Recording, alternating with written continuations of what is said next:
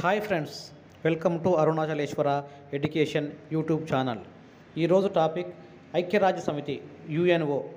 గతంలో ఈ యుఎన్ఓకి సంబంధించి పార్ట్ 1, పార్ట్ 2 వీడియోలు ఆల్రెడీ అప్లోడ్ చేయడం జరిగింది. ఇది పార్ట్ 3. ఈ వీడియోని అందరూ చూడగలరని కోరుతున్నాను. సమితిలో 4వ అంగం ధర్మకర్తృత్వ మండలి, ట్రస్టీషిప్ కౌన్సిల్. దీనిని స్థాపించిన సంవత్సరం 1945. ప్రధాన కార్యాలయం న్యూయార్క్, యుఎస్ఏలో ఉంది. దీనిలో 5 శాశ్వత సభ్యత్వం గల దేశాలు సభ్యులుగా ఉంటాయి. ప్రస్తుత ట్రస్టీషిప్ కౌన్సిల్ అధ్యక్షుడు అన్నో గుయుగేన్. ఈ మండలిలో 3 రకాల సభ్యులు ఉంటారు. నెంబర్ 1 భద్రతా మండలిలోని శాశ్వత సభ్యులు. నెంబర్ 2 సాధారణ సభ 3 సంవత్సరాలకు ఒకసారి ఎన్నుకున్న సభ్యులు. నెంబర్ 3 ధర్మకర్తృత్వంగా కొన్ని ప్రదేశాలను పాలిస్తున్న ప్రాంతాలు. దీని యొక్క ప్రధాన విధులు: ఈ సంస్థ సాధారణంగా వలస పాలనలో గల దేశాల అభ్యున్నతికై ఉద్దేశించింది. వలస దేశాలలో పరిపాలన ప్రమాణాలను వృద్ధి చేయడం, ధర్మకర్తృత్వ దేశాల ఆస్తులను రక్షించడం, వీటి పాలనలో సాధారణ సభకు సహకరించడం. ఐక్యరాజ్య సమితిలో 5వ అంగం అంతర్జాతీయ న్యాయస్థానం, ఇంటర్నేషనల్ కోర్ట్ ఆఫ్ జస్టిస్. అంతర్జాతీయ న్యాయస్థానం ఐక్యరాజ్య సమితిలోని న్యాయ సంబంధమైన విభాగం. దీనినే ప్రపంచ కోర్టు అని కూడా పిలుస్తారు. దీనిని శాన్ ఫ్రాన్సిస్కోలో ప్రకటించిన యుఎన్ చార్టర్ ప్రకారం 1945 జూన్ 26న స్థాపించారు. ఇది 1946 ఏప్రిల్ నుండి పనిచేయడం ప్రారంభించింది. ప్రస్తుత సభ్య దేశాల సంఖ్య 193. ఇందులో సాధారణ సభ, భద్రతా మండలి చేత ఎన్నుకోబడిన 15 మంది న్యాయమూర్తులు ఉంటారు. వీరి పదవీకాలం 9 సంవత్సరాలు. ప్రతి 3 సంవత్సరాలకు ఒకసారి 1/3 వంతు న్యాయమూర్తులు ఎన్నికవుతూ ఉంటారు. దీని ప్రధాన కార్యాలయం ది హేగ్, నెదర్లాండ్స్. నోట్: సంస్థ ప్రధాన కార్యాలయం న్యూయార్క్లో లేదు అని గుర్తుంచుకోండి. అంతర్జాతీయ న్యాయస్థానం యొక్క అధికార భాషలు ఇంగ్లీష్, ఫ్రెంచ్.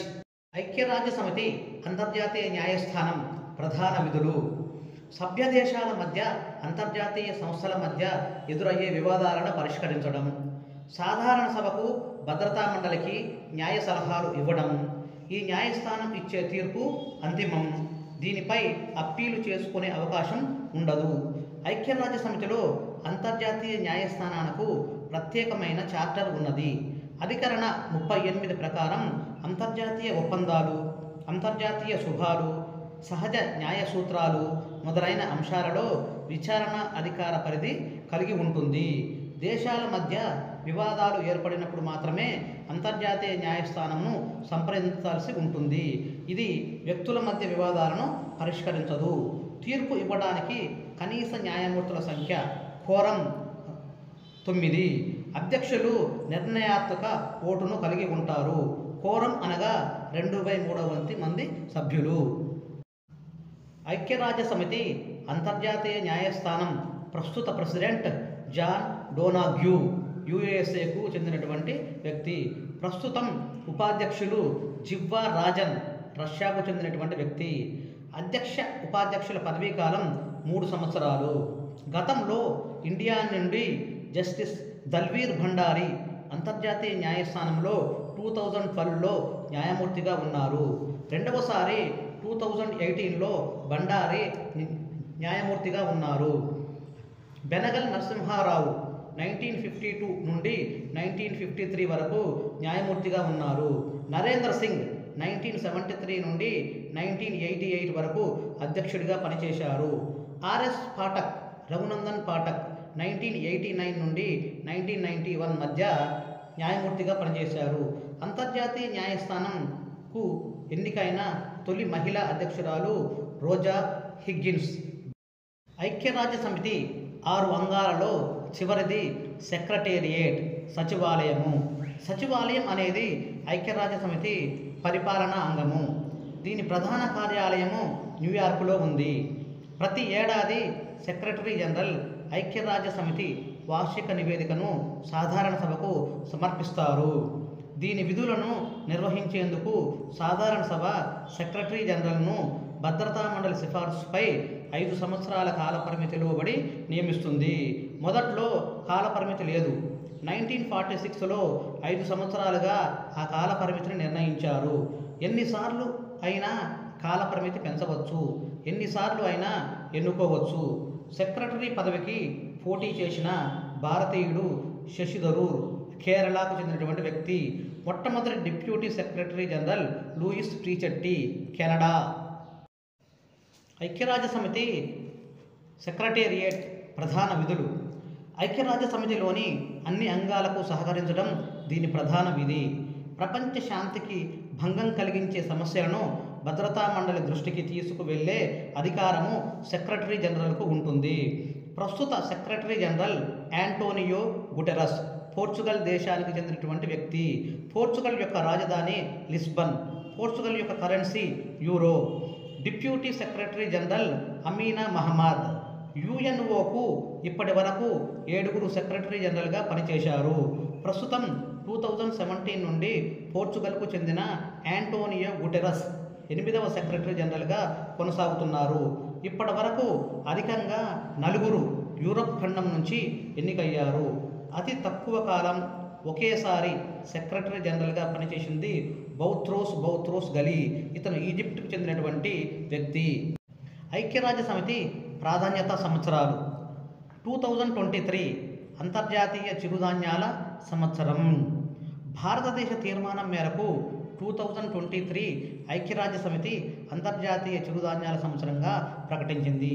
చిరుధాన్యాలు తినటం వలన కలిగే ఆరోగ్య ప్రయోజనాలపై ప్రపంచ దేశాల్లో అవగాహన కల్పించడం, మారుతున్న వాతావరణ పరిస్థితులకి అనుగుణంగా చిరుధాన్యాల సాగుని ప్రోత్సహించడం లక్ష్యంగా ప్రకటించడం జరిగింది. కాశీలో మిల్లెట్ ప్రసాదం. అంతర్జాతీయ చిరుధాన్యాల సంవత్సరం 2023ని పురస్కరించుకొని ఫిబ్రవరి 14 నుండి 17 వరకు ఐక్యరాజ్య సమితిలో భారత శాశ్వత ప్రతినిధి రుచిరా కాంబోజ్ ఆధ్వర్యంలో న్యూయార్క్లోని ఐక్యరాజ్య సమితి ప్రధాన కార్యాలయంలో చిరుధాన్యాల ప్రదర్శనను ఏర్పాటు చేశారు. మిల్లెట్ ప్రోత్సాహక చర్యల్లో భాగంగా కాశీ విశ్వనాథుడి ఆలయంలో చిరుధాన్యాలతో చేసిన ప్రసాదం పంపిణీ చేయాలని అధికారులు నిర్ణయించారు. ఇటీవల కేంద్ర ప్రభుత్వం మిల్లెట్లను శ్రీ అన్నగా సంబోధించింది. దీంతో కాశీ ఆలయంలో లడ్డూ ప్రసాదానికి శ్రీ అన్న ప్రసాదంగా నామకరణం చేసి పంపిణీ చేయాలని అధికారులు నిర్ణయించడం జరిగింది. ఐక్యరాజ్య సమితి అంతర్జాతీయ దశాబ్దాలు. 2016 నుండి 2025 వరకు యుఎన్ డికేడ్ యాక్షన్ ఆన్ న్యూట్రిషన్గా నిర్ణయించారు. 2018 నుండి 2027 వరకు UN decade for eradication of poverty. 2018 నుండి 2028 వరకు UN decade for action water for sustainable development. 2019 నుండి 28 వరకు UN decade of family farming. ఐక్యరాజ్య సమితి కుటుంబ వ్యవసాయ దశాబ్దం. 2021 నుండి 2023 international decade of ocean science for sustainable development. 2022 నుండి 2032 దేశీయ భాషల అంతర్జాతీయ దశాబ్దం. 2024 అంతర్జాతీయ ఒంటెల సంవత్సరం. 2025 అంతర్జాతీయ హిమనీ నదాల పరిరక్షణ సంవత్సరం. 2026 రేంజ్ ల్యాండ్స్ పాస్టోరలిస్టుల అంతర్జాతీయ సంవత్సరం. Thank you for watching. Please subscribe. Thank you very much.